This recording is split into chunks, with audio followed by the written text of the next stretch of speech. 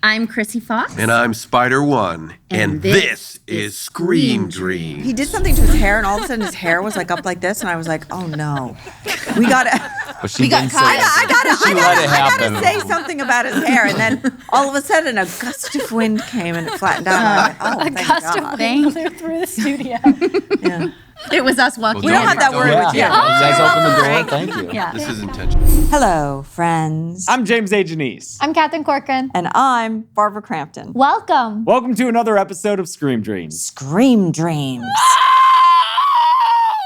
Our guests today are independent filmmakers, Actors, musicians, writers, directors. I am so excited to welcome our two guests today. They run the gamut, and they're some of our very best friends. and just also lovely people. and happen to be two of my very best friends. Their new movie, Little Bites, hits theaters October 4th. October 4th. They are about to explode on the scene. Please welcome our very special guests, Our very, very special guests. KRSY FOX and Spider-1. KRSY FOX and Spider-1. KRSY FOX and Spider-1. Wow. Here we are. Okay, this is crazy because all of us are like really good friends, and it's so funny to have you here. I feel like we could have done this in my living room or something. Yeah, I mean, we have. And We have James's many house times, and yeah. Catherine's Catherine house. doesn't invite us to her That's not house. true. I've been there. She Actually, doesn't like I've us never much. been to Catherine's house either, and I've never met her damn dog. Yeah, I've never met her damn dog either. Okay, I've been there and I've met her damn dog. Whose dog is better? KRSY? Don't do that. Whose to me. dog is better? Oh, There's no such thing as better. That's fair. They're big and small. Okay. Yeah. So best big dog, best small dog. You know what it is? I need some Very help. how come you judicial. haven't invited us over? I feel like my house is, because I don't actually like you guys. I'm just kidding. I think That I believe. I knew it all along. No. I love you guys so much. Now I feel bad that I said that. But they, It's funny how you said that. You didn't even hesitate with that comment. I know. Guys. Because I Just don't came like right you. out. Wow. we only coordinated because I hate you. I mean, you guys. Wait have to a go minute. from the What's elephant going room. on here? Actually, wait a minute. We should probably introduce our guests Oh, yeah, for let's do people it who first. aren't No, good we friends already with did the us. intro. Oh, we did. Well, that's good. We shoot these things out of order. that we did We that. already introed our No, but guests you know what it in is? I another actually segment. need your help. You guys have such good style, and I don't know how to set up my house. And this is why I don't have anyone over, because I don't really know how I want to set it up. So It looks cute. I don't know. But you go- Well, So you've got, I'll like, a come over and beach help house. you. yes, I would love that. Honestly, know. I have no idea what I to would do. give you an opinion, but I haven't seen it. But you all of your houses are so unique and aesthetic and unique to you and your personalities. I don't have that. Well, the one thing I took from Catherine's house, my daughter Elle came with me, and she used her bathroom, and she has the things that make your toilet I water just blue. happened to have it Yeah. that one time. So I did Elle was so confused, so I told her that Catherine was a Smurf, and when she peed, it was blue, and she still believes that. Wow. And she said, "Do you remember that?" I lean You into tell your daughter all sorts of stuff like this because you said I was a vampire. I know. Well, Does she Because she still had believe seen it? Jacob's wife. Yes. Yeah. Wait, what have Yeah. you told her about me? you're not ready for that. She's just I don't know. That's rule what number she- one of raising your children is lie to them constantly. Yes. That's Yeah. how you... She does call you dead meat, though. Welcome to the Kill Cast. She does? Oh, yeah. Oh, great. dead Her meat guy. too, huh? Yeah, her Cool. too. And pretend daddy. So Pretend daddy, okay. I when I go around, I don't go, my friend James A. Janisse. I go, don't you know my friend Dead Meat James? I'm kidding. I'm Thanks. Yeah. totally kidding. I do not do that. I think I refer to you as Dead Meat James too a Oh, lot. cool. No, I Great. don't do that. I actually That's cool. Because say then- your full name. Oh, I trust you. I know. actually say your full I'm name. just I go, being James honest. A. But Janisse. people know you from that. Yeah. That was James's porn name back in the 80s. Dead Yeah, yeah. His That's meat why, is it's why dead? it didn't work out. That's not a That's very. why I have a know. hard That's not time a with very my good dating point. Your life. meat Lots is of dead. meat. You know what I'm saying? wow. What was that? You I know, said that's why I have a hard time with my dating life. I keep coming across dead meat, but Anyway, we're here to talk about a lot of things, but mainly this new movie that KRSY and Spider have coming out, and I'm in it, called Little Bites. so good. By the Little way, guys, I Bites. watched it on the plane Bites. last night. Oh my God. You watched it is- last night? On the plane. It was so good. I wish I wasn't a plane screen because it would have or it's my iPad, but it was so Actually, good, James guys. is in it too. Yes, Yeah, it is. well, The dead Little meat Bites. guy over there. Yeah. Okay. He's It in is it. Dead Meat Daddy Dead and Meat Dead Daddy? Meat Mommy. Yeah. Dead meat Yeah. daddy? In it. Oh my God, that's the t-shirt. Yeah. No, James and Chelsea play our daughter's parents for this little moment in a scene. It's like a little montage thing or Yeah. something. It was so or- fun Yeah. to just run around with her. in the Yeah, field. she had the Playing best apart. time. Yeah. Yeah. So tell us what was the genesis of this project and how it came about? Yeah, I mean, the concept is basically about parenthood, about raising children, about trying to protect your children in a seemingly hostile environment in the world, and what an impossible task that is, and feels like sometimes. And but of course, it's a horror movie, and we love monsters and weird shit like that. So, as an allegory for this concept, we created this monster called Agyar. Agyar that lives. How do you spell that? Well, just like it sounds. Agyar. Yeah. Okay. So Agyar Well, just like it's is this cunning, intelligent, manipulative monster, sort of unlike. Well, maybe you guys. I don't think there's anything quite like it in any horror movies. No, it was a really unique, I don't want to give too much away. Yeah, but so it was, go ahead. Yeah, so he inexplicably sort of exists in Mindy, the KRSY plays Mindy's lower bedroom in the dark, and it's a bit of a mystery why he's there and what's happening. But long story short, she's letting him feast on her body in a way to protect her own daughter from Agyar. Yeah. Mm-hmm.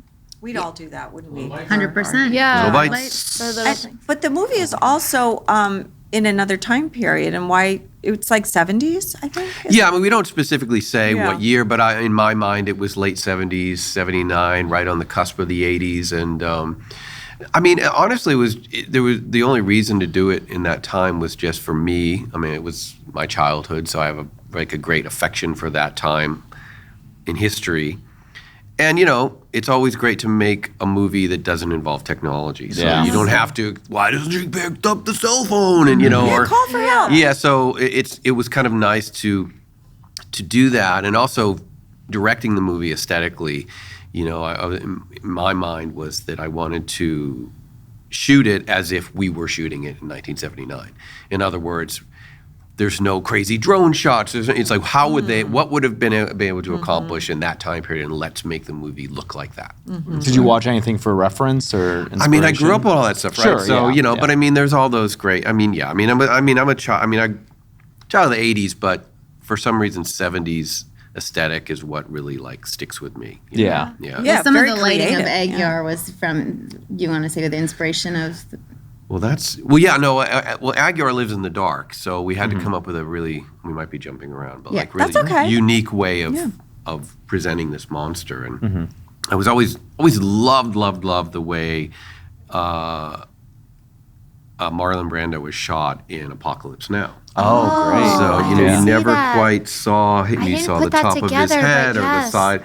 He was always in this sort of very strategic, shadowy place. And so with Agyar, we did that in the film. And as the film progresses, you start to see a little bit more and more of him until the end. You finally sort of see him fully. But the first time you see him, it's very subtle. And then we just, it was very tricky. It seemed like a very simple thing to do. I'll just have a sliver of light on half his face. But John Sklarov, who played Agyar, I mean, it was a matter of a half inch. If you move this way, the shot's ruined. If you go this way, we can't see you. So it was one of the more challenging things to do in the movie. And was he an experienced creature actor, monster performer? Or? No, I don't think he'd ever done anything in prosthetics. No, that was actually, I think, the thing we were most nervous about with him, because it's a lot of prosthetics and not everyone can handle it. So we did a makeup test early on, and he also had to wear teeth, and he handled it very well. He's a very method actor, so it was like once he kind of got in the makeup, and he wanted to wear the teeth all the time and get comfortable with. So it would actually worked out very well, but we didn't know, and that's why we had to do a few tests to make sure. Well, how did you 100%. choose him for the movie then? Well, I think the big thing for us was we wanted someone with a really unique face and someone who would wear the prosthetic well, but also someone who could be a very villainous looking person. And we also wanted them to be thin and sort of gangly, and he has that body type. We knew who he was. He'd played a bunch of villains on different television shows and stuff like that. So he read for us. He over Zoom. Yeah, he's super thoughtful about, I'd never honestly worked with an actor who invested quite as much as he did. I mean, I always love to discuss character with actors, and everyone always has questions like, why would I do this? And he went beyond. Yeah. He would text me at 3 a.m. Why this word that I'm saying, and maybe, you know, and he was very, you know, it was great. Like, it was very exciting to have somebody that really was, like I said, so thoughtful about the character. And yeah, as anyone on set could tell you, he never broke character. And, you know, People thought he had that accent. because we sort of developed this sort of pompous theater accent. You know, we didn't want a British accent. We had experimented with a bunch of different things, and we finally kind of fell on this, this.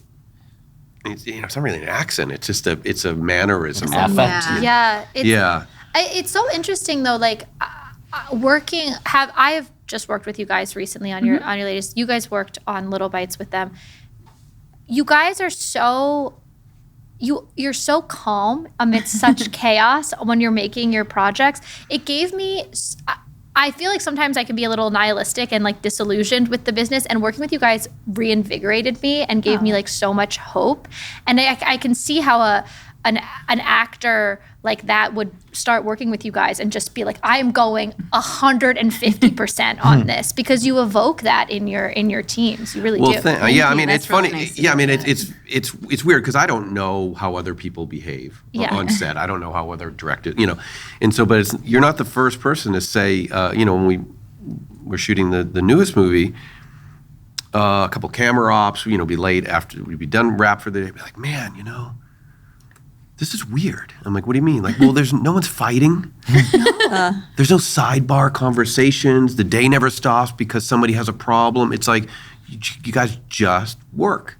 And you get in, and I was like, oh. And you enjoy everyone it. doesn't do that? You know? Like, No, there are moments when like you can feel it. We've all been there, like where you know you're making something magical and everyone's just in sync and gelling, and like that does not happen often, but it seems to for you guys. And like, and especially we have so many people on the show who work on these like micro budget things, and everyone's like, oh my God, like doing this and it was a nightmare and this many days and that, and like never does it feel that way. Well, for I'm you glad. guys. I mean, it is insane. Yeah. It's absolutely insane, and I lose my mind almost every time. But we ultimately, like, we're making a movie. Like, this is, it's magical. Like, how serious can you be? How miserable can you be? Like, you're creating something out of thin air with a bunch of people you really like and respect. But you also know? like, you guys tackle in Little Bites such a like serious subject matter. Like, I know the metaphor came from a personal place in your life and having children, but like it also like it explored abuse dynamics, how things come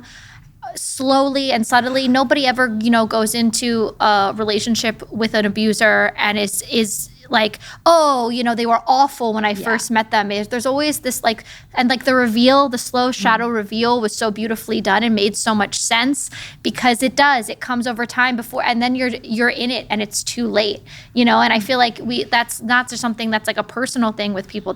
We see that socioeconomically. We see it's always these little bites, these little things that we do that we to take justify. away from you. Yeah. Yeah, I do. I think there are a lot of ways you can enter into this story that you can relate to it. You don't only have to have kids, because I think we've had multiple people and people that have worked on the movie and that when they read the script completely connected in a different way. Yeah, like some people thought about it as the abusive relationship situation. Some people understood the children, you know, I mean the child dynamic. I did because you know I have It's children. also like, I think it touches on like addiction issues and things like that, where you're struggling. Yeah, it was, I have to say, making this movie, out of anything I've ever done, I like lost myself in this character. I was in a dark place like the whole time. Yeah. And it kind of lingered because, and it was interesting just because we sort of started out with the Agyar stuff early on and the daughter stuff. And then the other characters kind of came in throughout the shoot later. So at that point, when Barbara's character came in, I just was like my character was constantly being attacked by people and sort of violated. Yeah. And so I just was like, it was like almost this weird thing that I don't even know how to explain what happened to me, but I just, I really, really fell into this character and like more than anything I've ever done. Yeah. And yeah, it was very emotional and I remember the very first scene we shot with Agyar. We were doing my coverage. And I was he was just in this dark room. I couldn't see him. And I was just speaking into a dark room. And I could just hear his voice. And I was just like I had like these weird goosebumps, and I was like, this is so unnerving and so uncomfortable. And then it just developed into, he's biting my thigh now. Great, and just saying these awful things to me. Yeah. And singing these songs about my husband being dead and just mocking me. There's a cruelty from this monster that is is pretty phenomenal. And another theme that comes up for me is this self-doubt theme, about who you are and your character as Mindy, trying to do the best you can, but am I doing it the right way? Should I be doing this? Should I be doing that? It's pretty layered. I mean, I feel like there's only one moment in the movie where someone comes in and, don't want to spoil anything, and gives her good advice, and she realizes this person has been through something similar, and she's almost like, wow, now I'm empowered. It's the first time someone's ever like had my back a little bit and wanted to help me.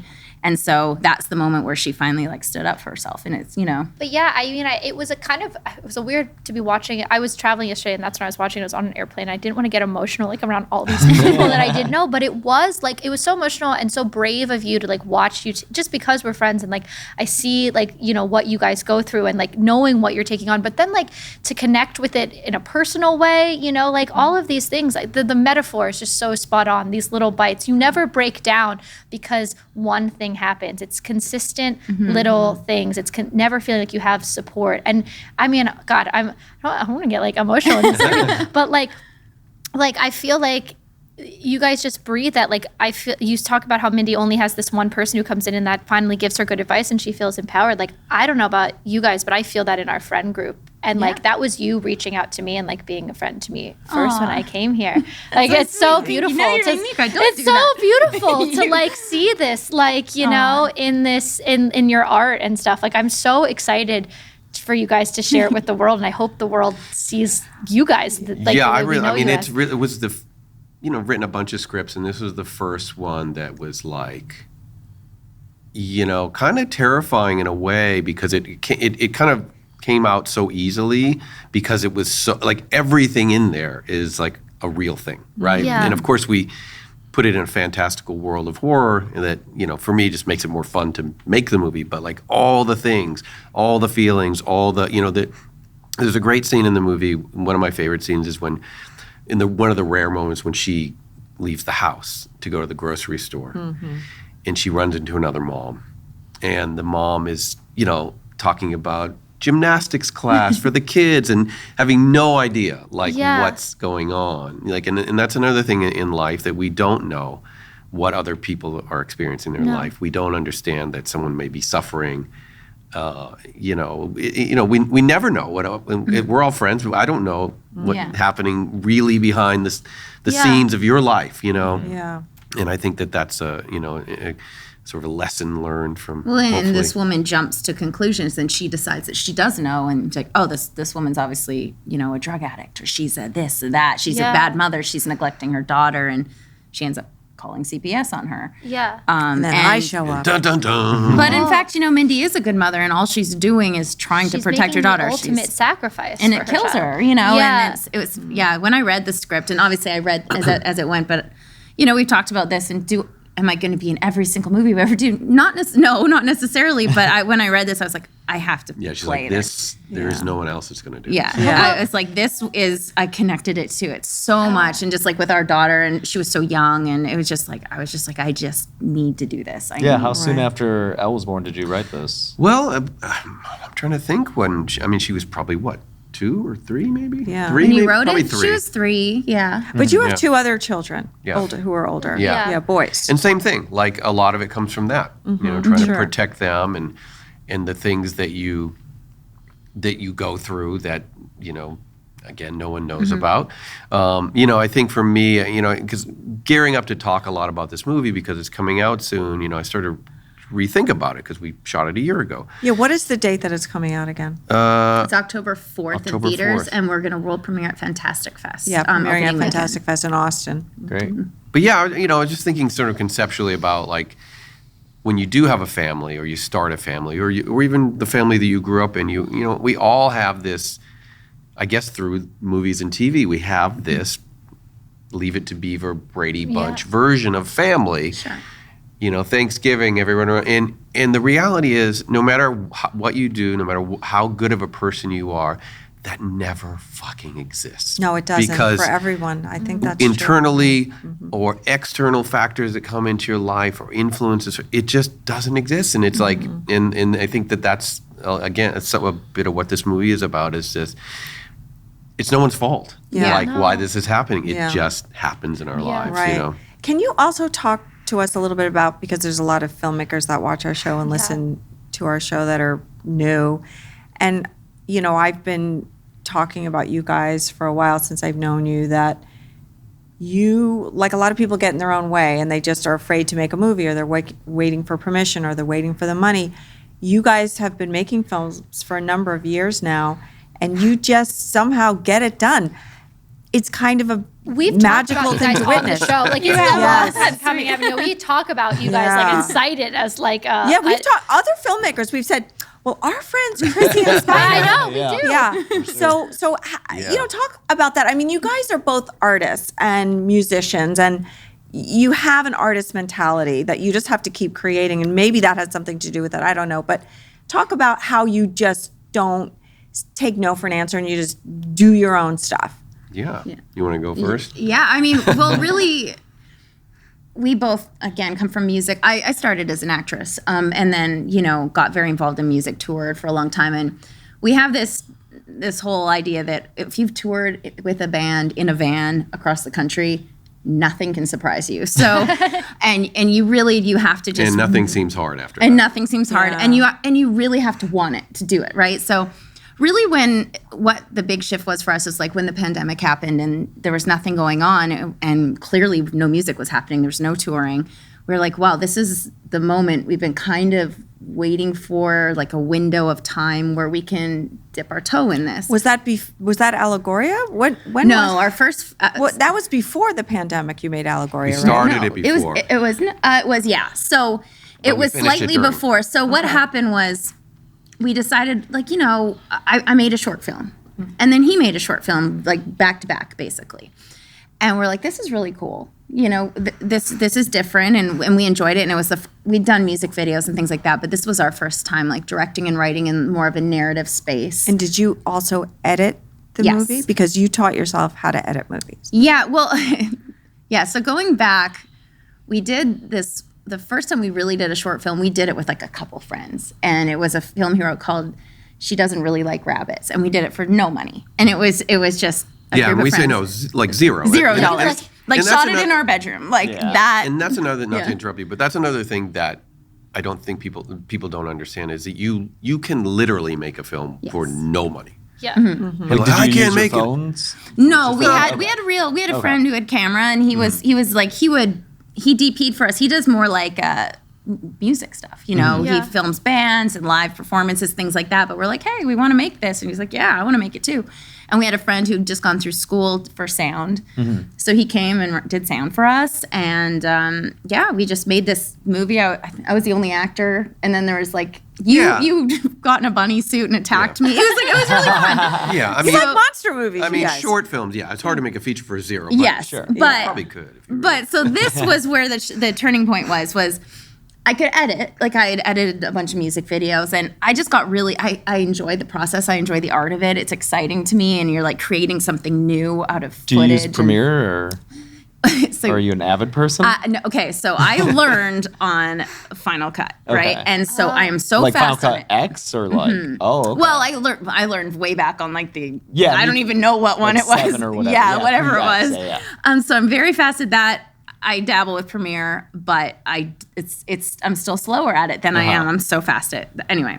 So I had edited it. I'd edited a bunch of stuff, and I really enjoyed that. But I realized once we had the film in the can, I was like, oh, shit, I don't really know how to like do the sound mixing. I've never done this. And so I was like, okay, I guess I better figure it out because there's no one else. And again, $0. So we have to do this. So I kind of slowly had to teach myself that, and had to teach myself how to sound design and how to... Did having the music background help with like... I think it definitely helps in editing, for sure. Yeah. Like there's, I mean, it's not pretty obvious that it's a rhythmic, it's a feel, it's just knowing when this should change. And she has that. So it's like, it's very, it definitely is great because there's not a lot of like changes. Yeah. She'll cut a scene. I have to back off because if I come in too soon, I get screamed at. So Well, he'll come in and be like, that. I'm like, I'm already doing it. that. Just go away for an hour and then you'll see generally, it. it's like, there's not a lot, like I don't have a ton of notes, like Yeah. generally. Like once in a while, like, maybe we trim this, but it's all. I always think it's such a. Ever since I moved out here, it's always such an LA thing for people to be like, yeah, me and my partner, my writing partner, everybody says that, right? And I'm like, great, but you guys really are this partnership, and watching it like move, and it's like you guys just like are one when you work together. It's so wild to kind of see, like, because. You'll be directing and you're producing the whole. I don't think people like really understand. KRSY and Spider do everything. They do the wardrobe. They do the casting. The wardrobe. They go out and shop for the wardrobe. Yes, they like. Yes. KRSY is starring in it and producing it, and the AD the night before, and like it is just and doing all the SAG contracts. Yeah, and it's like, and honestly, it's like when people can't do it with these giant crews and like make these excuses and don't do it right. It's like now I have no tolerance because I've been so privileged to work with you guys who just like. And you're so in sync. Well, it's just like it's funny. Like you brought up the music thing. Did the music thing have anything to do with it? And now that I think about it, I think it actually has everything to do with it because it's a very different. Like people always ask, what's the difference between music and film? And it's like, well, when you start a band, you start a band. You just get some friends and you plug in, you turn up and you play. yeah. Like you don't go to a record label with a pitch deck and like, I have an idea for a band. It's going to be like Led Zeppelin meets the Sex Pistols, whatever. You don't do that because Let's invest in my music idea. But you know what I'm saying? Like you just do it. So you treated the filmmaking as the same I don't know way. any other way to create. So when it was time to try to make a movie, I don't know. You just do it. You plug in and turn up. It makes sense. Like, can you imagine? Yeah. Sorry, but can you imagine like going to a label and being like, "I've got this idea." But that's what we do in And movies. then how many people would do that and like not pitch even to have ever people. picked up a guitar or something like that, and you'd turn on the radio and it would just be like garbage sound. But we let people do that with movies and it makes no sense. But that's what I'm saying. That is the I guess the accepted practice in pitching a movie or pitching an idea, and you could spend a lifetime doing that. Until maybe hopefully you get somewhere or get your first movie made. But I mean you could do that. Yeah, but it could take 10 years. I know, it's true. Instead of just the amount of energy and time spent doing that, you could put into getting a group of friends together that are talented and again, I just think it is that music sensibility where you just start a band in your garage with your friends. So you made Allegoria, and then you were... no. So before Allegoria, so this goes back to what he's saying about getting a group of friends. So after we did that Rabbits short, which was in our bedroom, then we're like, okay. Where's that? Is that on Criterion or Arrow? I think it's on YouTube or Oh, something. it's on, it is visible. Like someone. It is. So? It's again very small, no budget. It's cute. But so then we moved into I was like, we have obviously coming from different generations, different things that inspired us growing up. And so, I'm sorry. It's true. He's old. I never said you're old. But no, I wanted, so I had my first short that I wrote and I wanted to direct called What the Spell. And it's sort of like, it feels like the time like of Scream and The Craft, but and so I was like, hey, I need to assemble like a real crew. We're going to pay people like I'm going to do this for real. And again, still very low budget, but professional people. And so I ended up having a DP I hired who came recommended, who bailed like the week before. And I'd already paid for locations. And so I was like, so I scrambled, and the other actress in the film with me, Asher Parsons, recommended a friend of hers, Andy Patch, who's a DP. And I looked at his stuff and it was beautiful. And I called him and he was like, right now my favorite movie's Mandy. And I'm like, you're going to be great. We're going to do this. So then he came on and I ended up assembling this crew from random. And we, to this day, every single film, short film, feature we've done, we have the same crew. You've worked since with the the very same beginning. people, And we've built this thing. We all are like in it together. Like when you come to set. You've built a band. Yeah. Put a band together. And everybody has a huge passion for horror Yeah. and loves what we're doing, and they make way more money outside of this, but they come for us every time, and they show up because that sounded really dirty, but they show up for us every single time, and we do this, we make these amazing movies we're proud That was of. something before Allegoria you were saying. Yes. So what was that? So we did, before Allegoria, that's when the pandemic hit. He had done one short that ended up being the first segment of Allegoria. Oh. And The acting one? Yes. Yeah. This is not acting, this is Hell with John Ennis, which was really cool. And so I wanted to see how far I could get during the pandemic with getting this feature I wrote done. And so I'm like, let's just go segment by segment. And I ended up finishing it. And that was actually the film that ended up with Alameda. Oh, that was Frank. Yeah. It was Frank. Frank, that's and right. then, so I got the bug. I met Bonnie Aarons on that. She came in and she played a character in it. Yeah, and I how was did you get Bonnie Aarons for the part? She was Wasn't a it friend. Azure as well? Yeah, she was Yeah. friends with Azure, and she was like, "I want to work with this girl." And we just talked on the phone, and Bonnie dropped the F-bomb every other word, and I was like, "This woman's amazing. I love her." Oh She's my like, God, I'm Yeah. "Let's go." I'll And fucking play Frank. And I remember it was around that time that because I was friends with Bonnie and she was telling me about you guys, and I was like, who are these people? I also remember because Right? it was around when we had Bonnie on the podcast, on the Dead Meat podcast, yeah, and that's she right. mentioned, Yeah. That's we're right. the She guys. was tooting your horn for a long For time. sure. But it Yeah, is this. It's also it is a band. Everyone's like championing each other and gassing Yeah. each other up. You said something at the rap party, and I said it actually on the. So I just wrapped a film like a couple weeks ago, and I said my friend Spider said this at his rap party. So I'm going to say this today. You said you don't need an army to make a movie. You just need the right soldiers. Yeah. Yeah. And I really think and you see it in what you guys do. You have the right soldiers. We're all just like fans of each other, like gassing each other up. It's all very like Andy Warhol factory-esque, Right. but more fucked up. And I'm Yeah, okay it's like with it. it's funny because you almost like you do these smaller films and each one gets a little bigger, and and you think like, oh, the goal is to eventually make big movie, and then I'm like, I don't know if that's the goal. Maybe yes, maybe no. Like, even if that happens, I can guarantee it will never be more fun than it is now. Yes. It will Yes. never mean more than it does No, I- now because of the way that you do it. Yeah. Yeah. And we so- also get to do it together. And at the end of the day, even though we want to die when it's over because it's so much work, we're like, we did that together. Like, it's the coolest thing in the Yeah. world. That Yeah, it really is. We always have these moments. It's a process, and there's times where it's amazing, and times we want to kill each other, and times where we're like, I can't do this. But then when it's finally done, we always have that moment like, we fucking did it. Yeah. But I also think that smaller movies are having a moment now because we did go through the pandemic and we went through COVID, and you guys just picked up your own ball and said, we're gonna create a band, we're gonna create a team to make movies. And even after Allegoria, you went ahead, and that was pretty much in the pandemic when you made Bury the Bride, right? Yeah. we did 4 movies deep in the pandemic. So after Frank, Jesus, we did, and all of us were sitting around wiping our lettuce boxes. I was playing Animal Crossing. yeah, and then we did 2 shorts and 4 features during, and then 2 after, I think. Yes.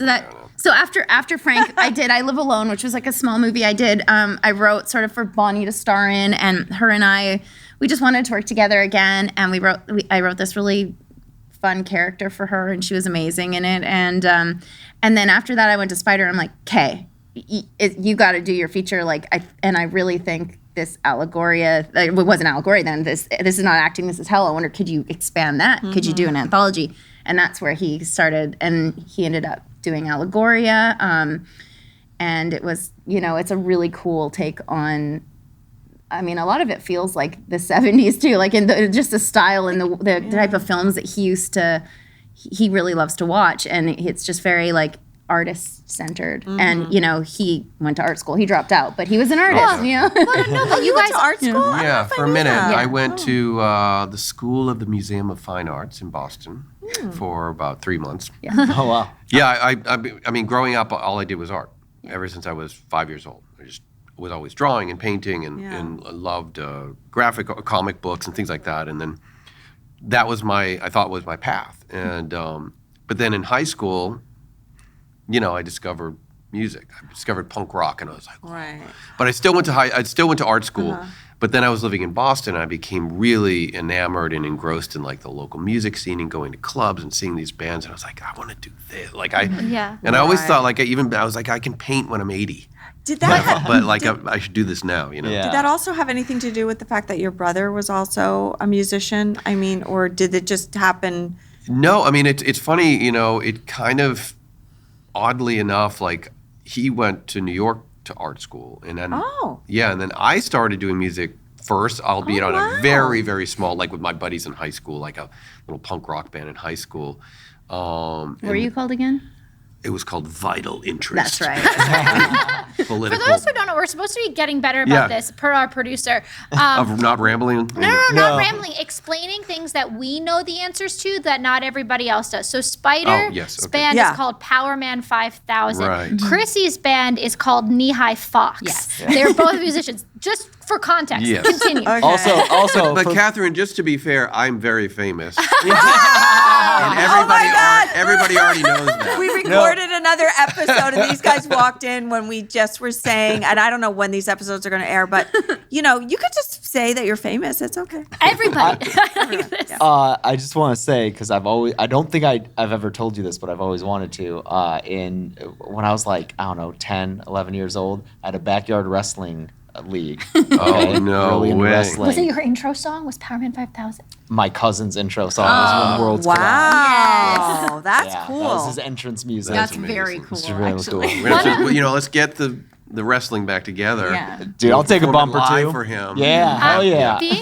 Being on the stage where like off to the side while you were playing and little Elle, your daughter, being like, "Worlds collide!" Yeah. Worlds collide was one of the coolest things I've ever. It was just so cute and amazing and awesome. She is obsessed with music. Like, well, she's obsessed with films too, and horror films specifically. But she's been going to concerts since she was 2 months old, and and she also has a very not realistic version of what that means, because she'll become obsessed with a band, or she loves his band, or her Uncle Rob's band, or, you know, Cher is a producer on a couple of our films. She's obsessed with Cher. So she just gets to go to her house. I'm like, this isn't, she asked me the other day In real if life, she could go to Dua Lipa's house. And I was like, I don't know her.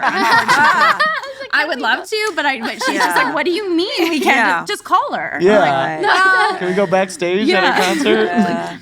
So back to what you were saying before, you started out as a musician first, even before your brother. So tell us about that. Yeah, and so I just loved that. And that was sort of my, I think one of my early reasons to get out of where I lived, right? Like I think that, you know, I talk about this all the time. I think there's like two kinds of people. There are people that grow up in a small town and think this is very nice, and this is, and then the rest of us are like, there's more. I was one of those people. I gotta get out of here. And you're not even sure why. I mean, I had a great childhood. But I just knew there was something else. And TV was a big part of that. And where are you from? Like, is it like a small town or like a suburb? Yeah, or? Massachusetts. I grew up in a town called Haverhill, which is about 40 miles north of Boston. Okay. You know, relatively small Like town. how many people? I don't know. I mean, but there wasn't much there. Okay. Right? You know what I mean? So I would take the train into Boston to go to see concerts and stuff like that. But yeah, just this, you know, my small group of friends that I started making music with, we all sort of band together. We're like, we gotta get out of here, man. And and I kind of was the only one that did it. And I still have those friends going, man, I should have followed you. You're the only one that chased the dream. So and where did you go after that? Because I know that you directed some other things, but what were they? Like weren't you directing some other stuff like really early on? I mean, Death Valley. Oh, well, no, so like everything in life, I have not qualified to do any of it, but I've somehow figured out like music. I want to be in a band. Started a band. Been doing it for 30 years now, and was pretty successful at it. And then there was a certain point in my life I was like, I want to have a TV show. And so what everybody does, I went to the Barnes & Noble and bought some books on how do you make a TV show. And I started reading them, and I knew instantly I threw them away because they were like, what you got to do is write a spec script. And then you got to become an assistant to the writer. And then and in 14 years, maybe, and I was like, I literally took the book and threw it in the trash. And in fact, it's interesting because this is ultimately how we met, that I wanted to make this TV show called Death Valley, which was a horror comedy. and I was the only way Say I what knew, the concept is, because that's sort of like the funnest part. yeah, it's like Cops and Monsters. It's like it was sort of based on the show Cops, but Yeah. instead of gang members and drug dealers, it was werewolves, zombies, and vampires. Yeah. Oh, that's great. In the valley. And it only took place in the valley, in Burbank, North Hollywood, Van Nuys. The monsters had no interest in going to Beverly Hills. Like, Yeah. they liked the Okay. They valley. like the valley. And that was based on do too. the prejudice of the valley. Yeah. You know, when I was moving to LA, my then A&R guy at DreamWorks Records, I remember he sat down with me at a restaurant in Boston when he came out to visit me, and he drew a map. And he's like, "This is L.A. This is Hollywood. This is the Valley. Don't go there." You know, he was like such. So I was like, always loved that idea of this. Like, but anyway, so Death Valley. Again, back to me. I didn't have a concept of how to do anything but just to do it. So at the time, I made this really cheap pitch thing. You know, proof of concept, I guess they call it, for the show. You shot a pilot, basically, and a teaser. It cost $500. You know, and this knucklehead was in it because Yeah. we met at Hollywood Forever Cemetery. Yeah, you can't make this up. And we started a conversation. Was it at like a Sinespia showing or? No, it was the Gears of War launch party. Oh, And I had just moved to LA and I had zero friends except for these two publicists who were a couple, and they're like, "You have to come to this party." And I was like very much like not into going to parties. At that point I didn't drink. I was wearing like a granny sweater in protest, but I went. And I ended up talking to him, and I had just shot that film Underworld Evolution, which was I played a vampire in. And so he was like, "That's crazy. I wrote this thing. I want to shoot this thing. Will you be the vampire girl in it?" And I was like, "Sure." And so that was sort of, we hung out that night, and then I ended up going and shooting. So when we shot it, though, it was very strange. So we shot it, was it the Quality Inn in Burbank? Quality Inn in Burbank, right by the 134 exit or something like that. And it was a sketchy hotel, but the best part was, so I'm this vampire prostitute, right? And there's these two cops, but obviously one was a real cop, and then the other guy had like a fake mustache, and they were like interrogating me about like the blood or something that was the underground. What was a blood ring or something? Blood for sex. Blood for sex. And someone complained about us, and the police actually showed up at the hotel room. At the shoot? And so they're like, "Oh my God, this looks like we're shooting a porn." So they hid me.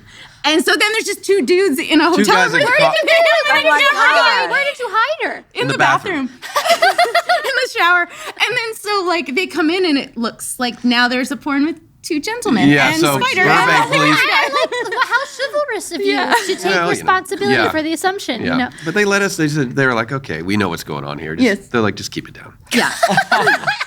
So the show, so I make this thing, and it kind of flounders around for a little bit, for a few years, and then a buddy of mine who used to work at MTV hits me up, and he's like, "MTV just showed Dawn of the Dead, and their ratings spiked." the remake. Yeah, Yeah, that's and huge. they're looking for horror stuff, and I was like, well, and so my buddy who owned the production company kept sending MTV his ideas. They're like, "No, pass," and he, I guess, got to the bottom of the pile, and he goes, "Well, I do have this other thing this guy Spider made up. It's called Death Valley," and the guy's like, "Well, send it," and the exec at MTV said, I got 5 seconds into the thing, and I was like, "We got to buy this." Wow.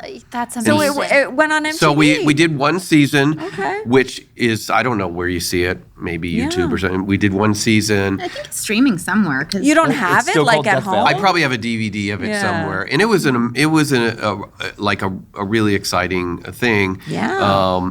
But then Chrissy, were you in the version No, that was- okay. no, but just the at that teaser? point we were still in touch. But I was like back up in Canada. okay. But during we did the edit and stuff together. But yeah, then it became a real show. Yeah, I mean, that was a learning experience for me. Yeah. Unlike how we make things now.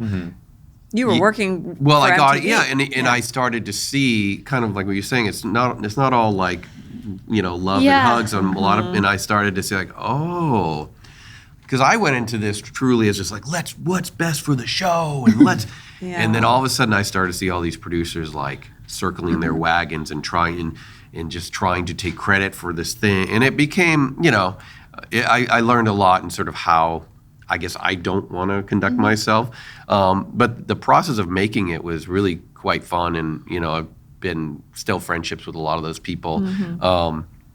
But it only went for one season because, like TV does, mandates change, management changes, and they suddenly said, we want all female programming. And we had this crazy gory show with cops and monsters, and they were like, yeah, we're not. Which girls also like. I know. Well, it was also, I feel like it was quite ahead of its time in a sense. Yeah. Like if you watch it now, you'd be like, oh my God. Yeah, like what how- year was that? Was that This was, I want to 2000s? say 2011. 2011. Oh, okay. Yeah. Okay. Thanks. What did you? Texas Battle. And Texas Battles, Katie Oh, Lotz. Texas Battle Yeah. from Final Destination, one of them.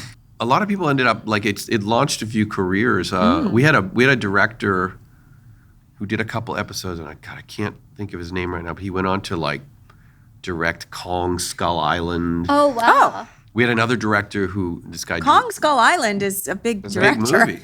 Is that, Wait, who that's is not that? Adam Wingard. No, not It's maybe it's not Skull Island. Whatever. It's one of the King Kong movies. Was it Michael Dougherty who did Trick or Treat? No. No. Then we had another guy, Drew Daywalt, who directed. Oh yeah, I know Drew. He went on to write children's books. Like he had Yes, this totally. massive children's book, The Day the Crayons Quit. Like it was all. And then Katie Lotz, who was we'd kind of discovered her. She went on to be one of these like DC superhero shows. So it was like a lot of people really like, you know, everyone benefited except for me. When I was But I think, like, to your point though, you have these like. Jordan Roberts. yeah. Who wow. directed the pilot for Hysteria. Oh, Which is this, but it's no.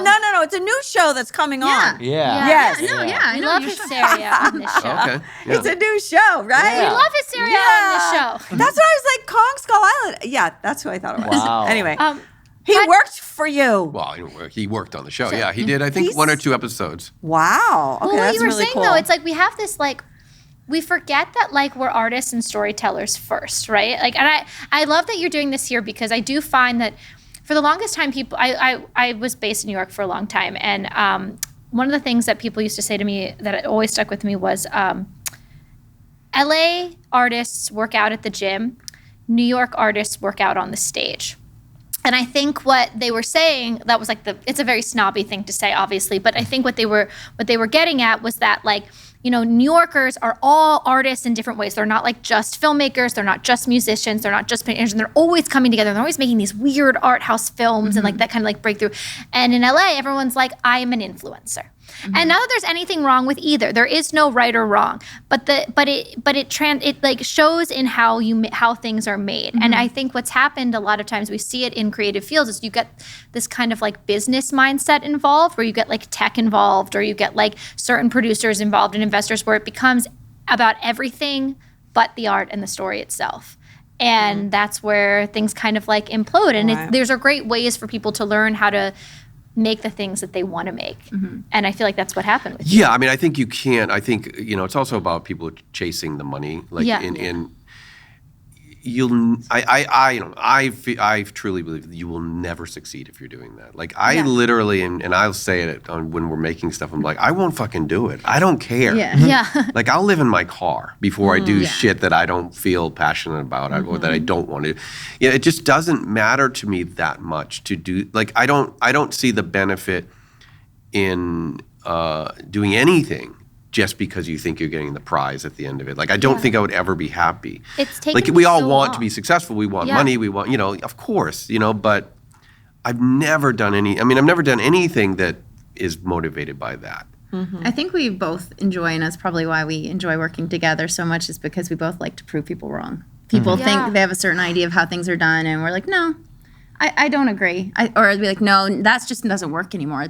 You know, nothing's happening, and we're just like, we're going to do it anyway. And, you know, and that's been kind of our mentality, and that's, I think, why we get along so well. It's so inspiring. It's like you can't.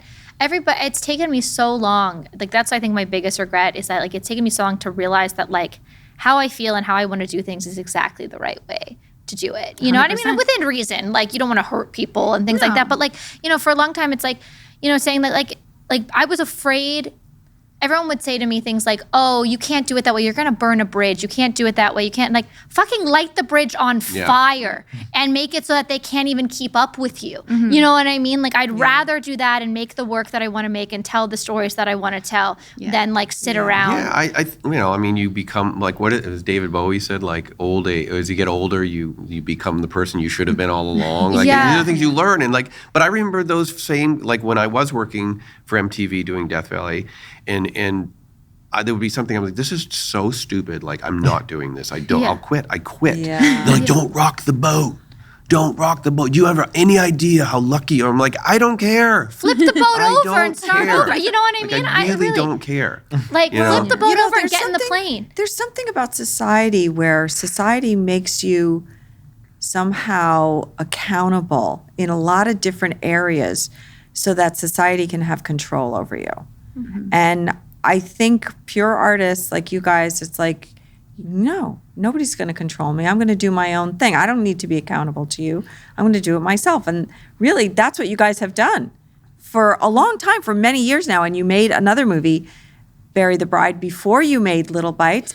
And then before Little Bites is going to premiere at Fantastic Fest, you made another movie called Big Baby. Yep. Yes. And, you know, tell us a little bit about that and how the heck do you keep going? Yeah, I mean, He hates me. Yeah. Because you make him, She you're like, does. She does. you're Yeah, like this slave definitely. driver. There's the cattle prod. go. I'm like, can I just take a?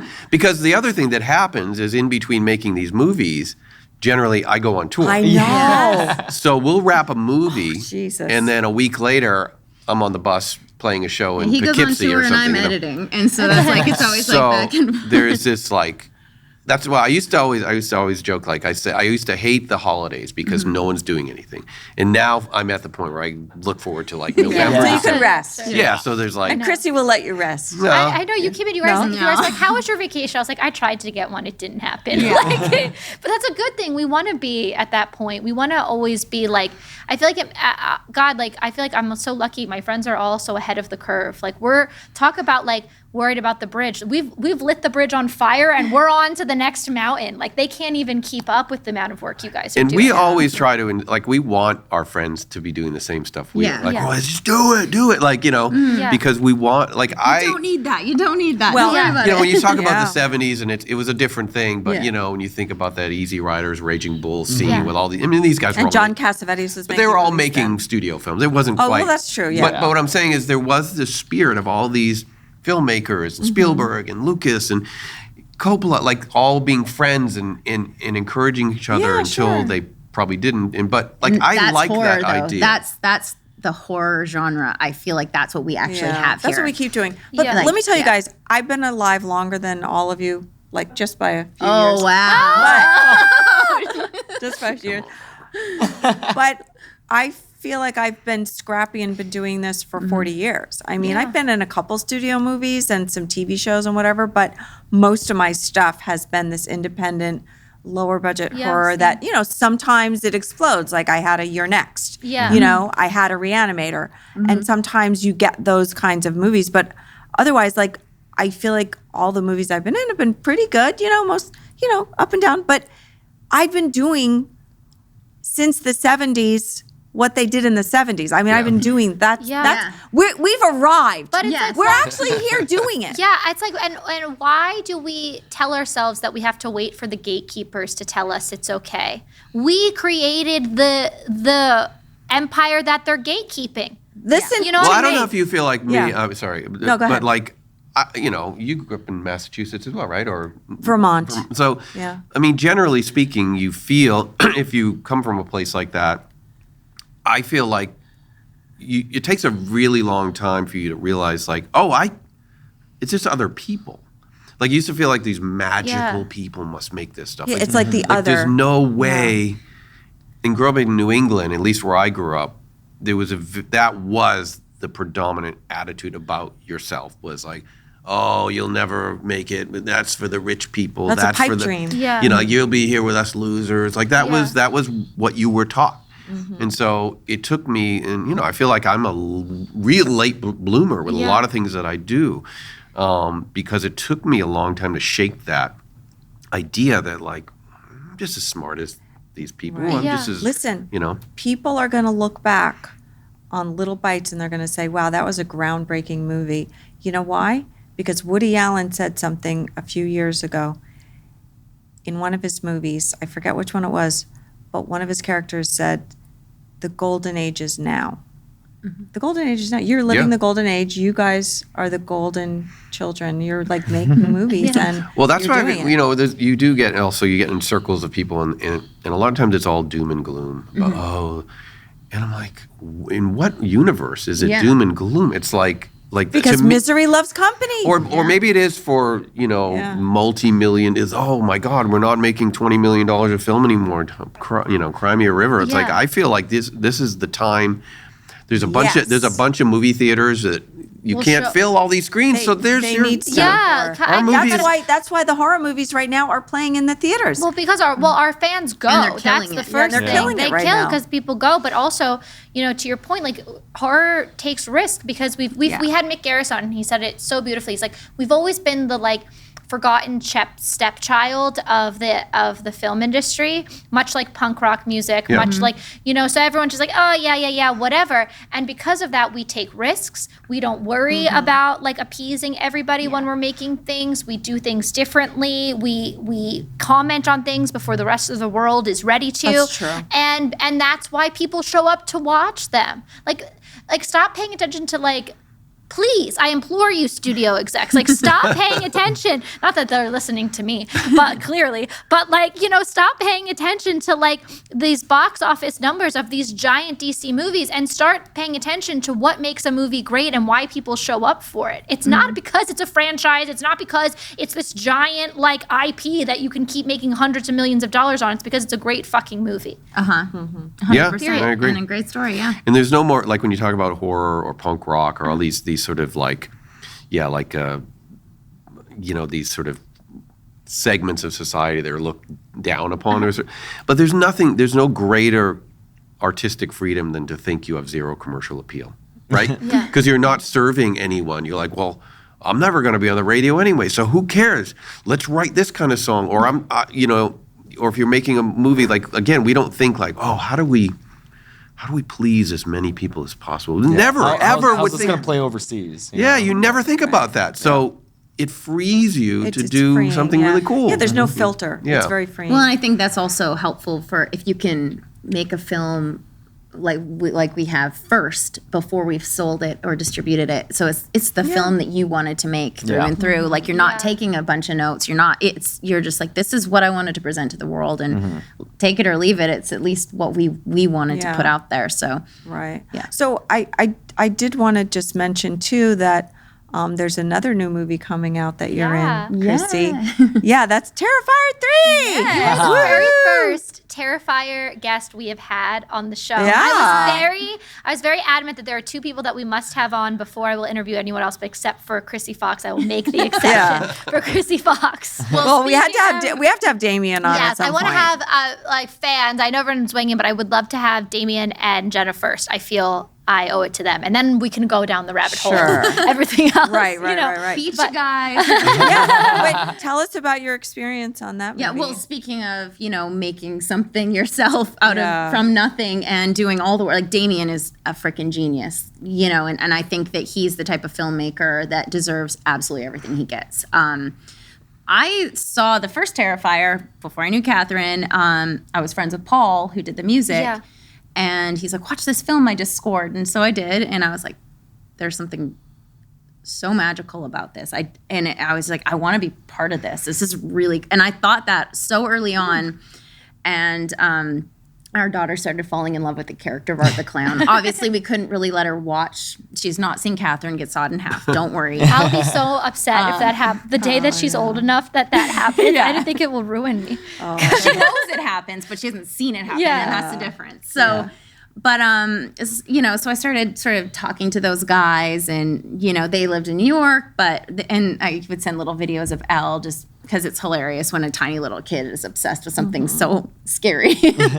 And you know, Damien came to me, Scout Compton and I had a joint birthday party a couple of years ago. Oh yeah, I and came with you. I was Yeah. there. That's right. I Oh, was yeah. there too. You were there, yeah. Where were you? I don't know. Oh, it might have been too early. Yeah, Was it? Scout Taylor Compton. Explain. We're trying to get better at Scout Oh, right. Taylor Compton. Scout Taylor Compton. You may have heard of her. No, she is. She was in Rob Zombie's Halloween 1 and 2. She's a star. She's a fantastic actress. She was also in our film Bury the Bride. And she's a very good friend of ours. Also has a podcast. Also Yes. has a podcast, Yeah, Talk I met Scared her. of Me. I came on her podcast. Oh, you went on it? Yeah, I was the very first actress they ever had on the show. wow. Really? Yeah. Oh, wow. And then she was like, "Do you want to come to my birthday party with this KRSY FOX?" And I was like, "Sure." And then we- Wait, is that how you guys met? Yeah. Oh. Well, no, we'd met at a before. screening Me, through maybe. Barbara, And but I that think we'd met at one of like the girl hangs too. But yeah, it was but just, like yeah. we weren't like hanging out. Yeah. really. Didn't we all go to the Skinamarink? That's Yes. true. Screening? We did. Yes. That's Yeah. a lie. We did hang out. We just weren't as close as we are And now. then Bonnie brought you to our Halloween party. That's how Yes, we she met. did. Yeah, that's right. That's right. And I had heard she talked about. I mean, the Bonnie is the biggest cheerleader. She talks about people she loves, and she talks about you guys so much Yeah. that I felt like I already knew you guys. But yeah, so Terrifier. Yeah. So Damien came to Scout on my birthday. And when I finally got to meet him in real life, because we'd been talking for years, he was dressed as Flounder because Scout made him. And 'cause she I was- forgot about that. Yeah, Oh so my that was, I was like, Flounder? Yeah, yeah, because Little she Mermaid? was the Little Mermaid. I picked him Oh. up. Yes. So I was like, because she was trying to get so many people to wear it, and they're like, no, no, no. And then Damien said yes. So yeah, so that, but yeah, it was sort of one of those things where I was like, hey, listen, I freaking love these movies. If there's ever something, think about me, because I've been like a fan of them. And he's like, I think there might be something in 3. And I thought he was being nice, but I was like, that's so nice of him. And then a year goes by and he messages me and he's like, okay, so what do you think? I'm going to send you the script. Let me know. yeah. And I remember saying before I read anything, I'm like, how bad is it? And he's like, brutal. That was, and so I was like, I don't even need to read it. I'm already in, but I did. And Damien had seen Allegoria, actually. And I don't remember how that all ended up coming about, but he had messaged Spider and said, I really like that actress. And it was me, which was very sweet.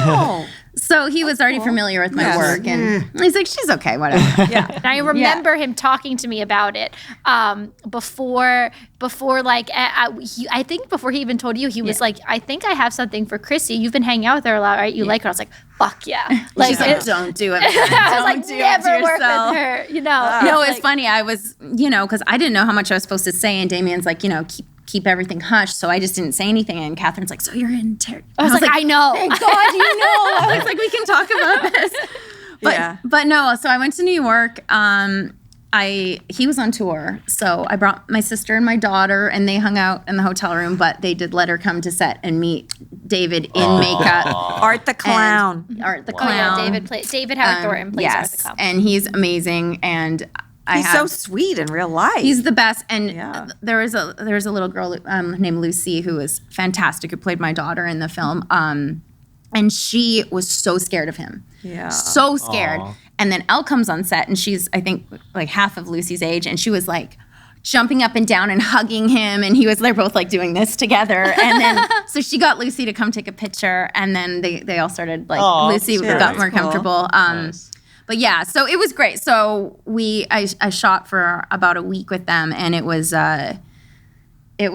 crazy. It was people had kept asking me, and I don't want to spoil anything or say anything I'm not supposed to. But like, have you ever done anything like this? I'm like, Yes. in the world, but no, like well, not I feel like yes, like you yes, guys, like but as we know, Damien pushes it as far as humanly possible, which is the best part. And it know. was so fun. And I felt very supported in the environment, and it was just very amazing. It's very been fun, such a crazy. conversation like the whole way through. I didn't realize like I feel like you've been there like the whole time. But like, for everyone listening at home, like this shoot was like 50 days. It was like 45, 50 day my shoot. God. Like That's it is amazing. wild because we talk about on the show about how we're all scrappy and making this in like 12 days, 10 days, whatever. Like this is like a beast. Well, it's no. so special effects heavy too that they really make time for that. I would Yeah. think maybe that's why they had so long. They really did. And I mean, they had a larger budget this time.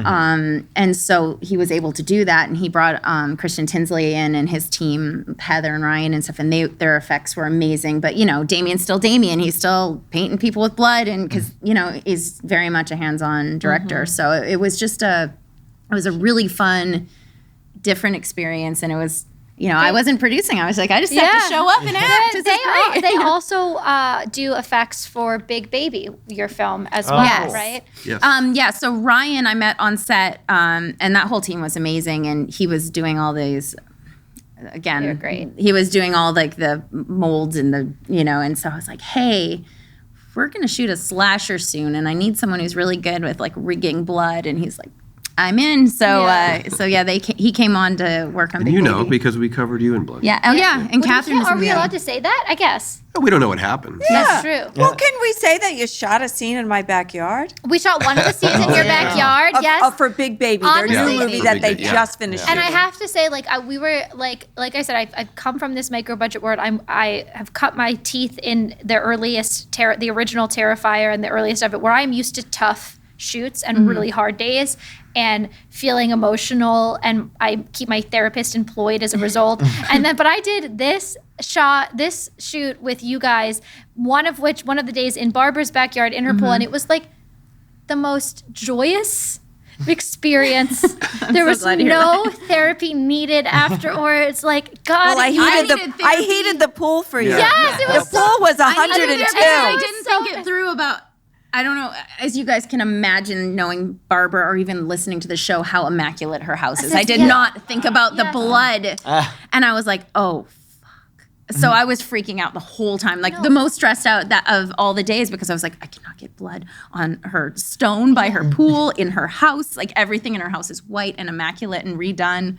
So yeah, that was very the white. most stressful. But I think it's it was so like you guys made such a point to like, I have truly never had on micro budget films like that, people go out of their way to like make sure everyone's like feeling safe and comfortable, and that's wrong. It shouldn't be like that.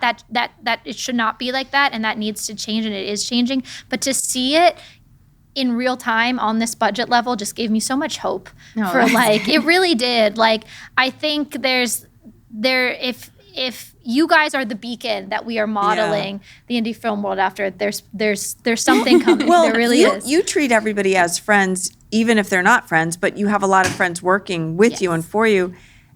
But there's a closeness there already. You Yeah. know, there's a shorthand with everyone. We really like, as much as we can, to hire actors that are our friends, or at least people we know. It isn't always the case. We obviously are on Big Baby. The lead was this amazing actor, Brandon Scott, who actually Barbara knows. And we just we were fans of his. And Barbara actually helped connect that. So we spoke to him, and he was so cool. And so we do sometimes have people we didn't know ahead of time, but very I knew often, he would be a good guy. Well, he was great because he's done a lot of stuff and pro big TV shows, and so you never know what you're going to get. You know, is he going to think this is, where's my trailer kind of thing? And he comes on, and I think by the second day, I see him. I'm like, why are you setting up the crafty terror? He's like helping put. I'm like, he's like, I'm in the trenches with you guys. Like, he loved it. So I think people do feel that spirit when they come on board, and Yeah. and they would probably feel wrong if they were just sitting. We actually had a sitting back. conversation at the rap party where we were talking. He was like, "This is so cool that you get this this indie horror world that you guys are doing," and I was like, "Well, yes, this is very cool. Just don't set your expectations too high. Like working at Barbara's house and Barbara being like, yeah, just be in my bedroom and relax. It's okay in between holding. That doesn't happen. Like indie horrors, it's so like. But we do try. Like that's the thing. It's like we try to put as much as we can of the budget on screen and towards the talent, because that's really where your film appears much larger, and it does work that way. But we do feed people well. We do try to always make sure people are comfortable and taken care of and safe, which, those are things that I won't do a shoot if we don't. And, that's like the small things, like feeding people well. If you don't feed people well, people are hangry, and it's a terrible experience, It seems like these are basic things, but to James's point, like I always we talked about how James at the end of all of his stuff says, "Be good people." You'd be surprised. We do need to remind each other like that, and we do this because we love people. We wouldn't do this otherwise. We love exploring the depths of people and what that is, and so we have to treat each other well. And it is a thing. A rising tide lifts all ships, and here's the proof right here. Okay, now's the time, Catherine. Oh, I forgot. Wait. But don't mess it up again. make sure you ask the right question. Ask the right question. What You got this. You got this. What's the question, Apparently Catherine? disappointing everybody. What This is a show about nightmares and fears. Oh, it is? right. Oh. We talk a This lot. is my nightmare. Yeah. We talk a lot on this show about horror, how the lens in, but what, KRSY and Spider, scares you? Did you get it right? Was that Yeah. That's great. Well, I got another one too, but this Well, is I didn't. You wanna What's go your first first? question? Nothing scares me. Everything scares me. Really? What? I get what's scary. I don't know if I do have any real fears like phobias or. I do get worried about an earthquake, like a major. There's a earthquake. lot recently. Like that, like because anytime I wasn't here think for that earthquake. like I a wasn't truck here. drives by or there's something. Our cats, like our cats do this thing where if the bedroom door shut, one of them pulls at the and it creates this like weird rumble in the house, and I always think it's an earthquake. I wouldn't say like I'm terrified know of what the you're scared idea, of. but I do have I don't want like Yeah. I don't want to experience that. He doesn't like to put his head underwater. Oh, we talked about big Yeah, people. well, We it's get not so a much yeah, away. it's not a This is about fear. It's not little like a bites huge fear, but it does not to go. But it you mentioned Big Baby, which is and the origin of Big Baby is sort of based on something that happened to me, which was I was pushed in a pool before I knew how to swim when I was really little, and I thought I was going to drown, and ever since then, like I don't like. Wow. And she'll like we lived in a house for a while. We had a pool, Yeah. and I hated going in the pool with her because I just I want would make him. she like let me tries to hold like him. pick me up then and, he's dunk like, me under, "Stop it," and he, like, and I'm gets like, I don't want to uncomfortable. like, I just want to relax.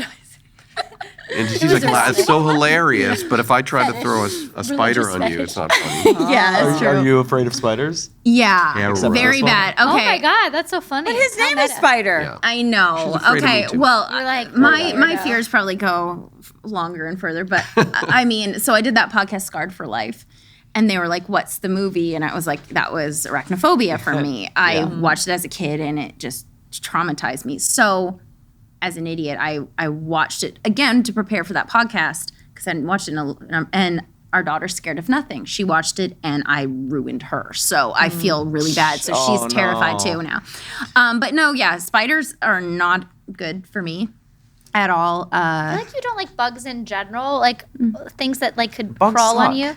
When we went into we did a beach day, and you know Elle is just fearless, like running Oh, yeah. right into it. She doesn't know how to swim, but you couldn't tell her otherwise. Yeah. And you went in. I remember you were like, "Oh my god, something touched me! It was a shark!" Okay, no. Yeah. I'm very scared of sharks. I'm never gonna swim in the ocean. I'm not doing it. Really? Honestly, afraid of everything. That's not true. I That's love not it. true. I'm not I afraid was- of everything. I love just Heights? Do you like heights?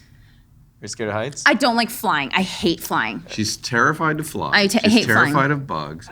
You're terrified of strangers. Well, no, not okay. Home invasion stuff. is- Why? yeah, but- okay, so here's I know you lock yourself in your bedroom when spiders away. Yes, I do. Yes. So why do you? I do that too. Yeah. See, we bonded over this. So 'cause- why do you like horror movies? And I always think this is a really interesting question for people who like use horror as a means of creativity. It's weird. It relaxes me, and it is an outlet, and I like being scared. I don't get as controlled scared. scared? Yeah, I don't get as scared from. I don't get scared from horror movies very much. I feel comforted. I don't know why, but yeah, something that would get me would be like a film I feel like like The it's like Strangers. a release. You know, Yeah, Strangers it is a really release. scary. Well, I did. Yeah, well, and I mean, when I was 16, my dad went away. I lived with my dad for a small period of my life, and he went away for work for a month. And these guys broke into our house while I was home by myself upstairs. And I called my boyfriend at the time, and he told me I was nuts. I was like, I can hear them. I can hear them upstairs. my You were God. by yourself? and by someone myself gaslit sitting on the you like computer. crazy woman. Oh, And then I called my dad, and he said, "No, take your kitty, go upstairs and go to bed." And take your kitty. Yeah. So, because my cat was sitting there, and I was like, I was like, I knew, and I just, and people kept telling me not to trust my gut, and you could hear it, and they just thought I was being nuts. And so finally, I sat there for like 5 minutes listening to this. I knew my purse was at the top of the stairs, so I ran to the top of the stairs. I didn't look. I grabbed my purse, and I ran out the front door. And I took the bus to my boyfriend's house. I had to wait till the buses started running at 5 a.m. And then I took the bus. I showed up and convinced his mom to let me in and stay there. And then I stayed there, went to school, went to work. And then he met me at work, and we walked back to my house at the end. And we had been completely robbed. My entire room had been ransacked, and the computer I was sitting on was gone. And there was like a voicemail, because it was back in the landline days. and the guys were trying to buzz their friends into the building. And so I was like, I fucking told you. I just started Was your cat screaming. okay?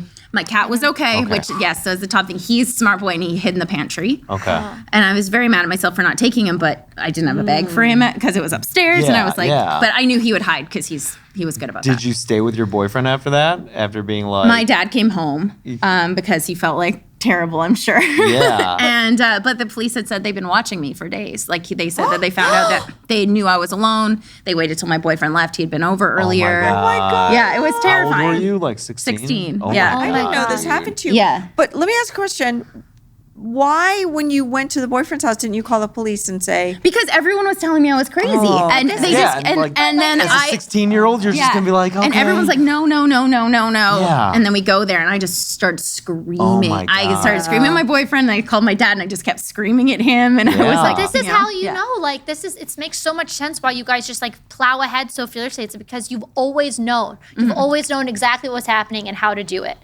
Nobody, you just trust your gut. You Yeah. just have to. You have to so much, and I'll never not. nobody Did they can ever find tell the you guys otherwise. Who did it? I think they arrested 2 of them. Oh, they found them. I don't even know what ended up happening. Again, I was so young, and it was just sort of like one of I those. hate these people. It was so scary. so just angry. imagine We're if gonna I went to find bed. them now. I know. But You think You got something coming. Lesson you learned know is home stay out of invasion. Canada. Yeah, It's dangerous. that is the Right. problem. Is Canada for sure. I just like spit. I got so angry. You think you know home invasion? Now I Well, understand. If work anyone's with ever been horror robbed, filmmakers. having someone go Yeah. through your underwear drawers and rip all your and like things like that, you're just like you just Weird. like It's a I don't want to live violation, here. yeah. It was terrible. But yeah, so that I'm afraid of, Well, that's the reason. and also just I'm the biggest helicopter parent on the earth. Like anything with my daughter, I'm obsessed with her and where she is at all times. And I don't know how I'm going to deal with school this year. That's my other big. You'll be fine.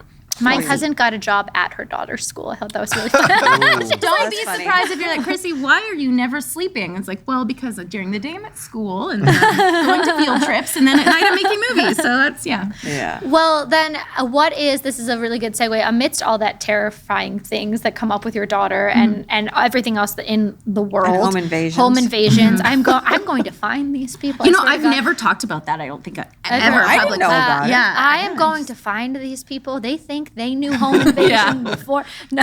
They're probably dead, honestly.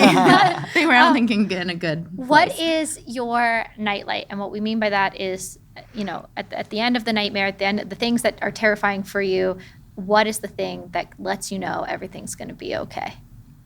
Do you want to go first? Or No, you go first because I don't have an answer right now. I'm going to think. I mean, definitely, and I'm sure a lot of people say that, but Elle, our daughter, and Riley, or something, like they are lights in my life, and I just feel like I need to see. Like at the end of the day, I can have the worst day, and if I can go home and like she's there asleep, and it is everything. I've never had anything like that, and him, I think having.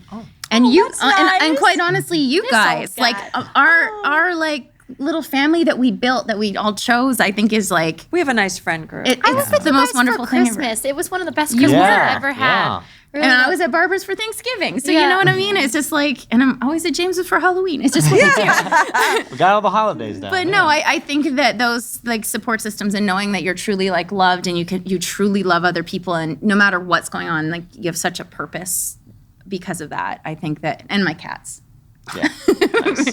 I mean, You have a bunch of things. That's nice. Our daughter thinks I might like one of her cats better than her. I was like, no, I love you the same. Yeah. I mean, I definitely don't feel that way about the cats. I know, he definitely. Okay. And for you, Spider, what's your night like? God, I don't know. I mean, I agree with everything she says. I mean, it really is about like, I've never been concerned with like much outside of my small existence, even though, it sounds weird because I do many big things. You have thousands of fans. Right, but you make these records, you tour around the world, you make these movies, but like at the end of the day, like it's all personally satisfying because you got to do something with your life, right? And I only know how to be creative. I don't know how to do anything else. So if you push all that aside, what do you have left? You have your home and the people you love, and make coffee in the morning, and you like that's what I mean. Like that's really what's most important. Yeah.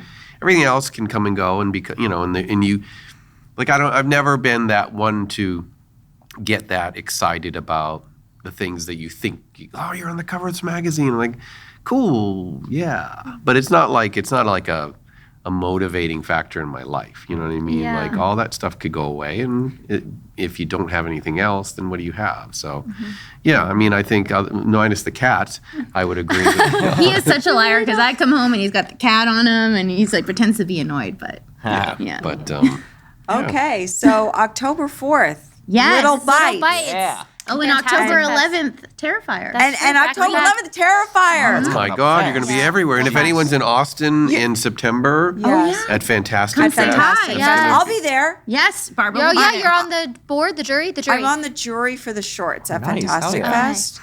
And And she'll be at the screening of Little Bites. I'll be at the premiere. and then October 3rd, we're doing an LA screening. Can I say that? I mean, know. it depends when this airs. If this airs after they announce, we'll also be doing Beyond Fest on October 3rd. Oh, cool. Okay, Beyond Fest, October 3rd That's in Los Angeles. in Los Angeles. So there you go. So please come out. See Yeah. that. And Where then can they? Go yes, ahead. and then can we say the other thing?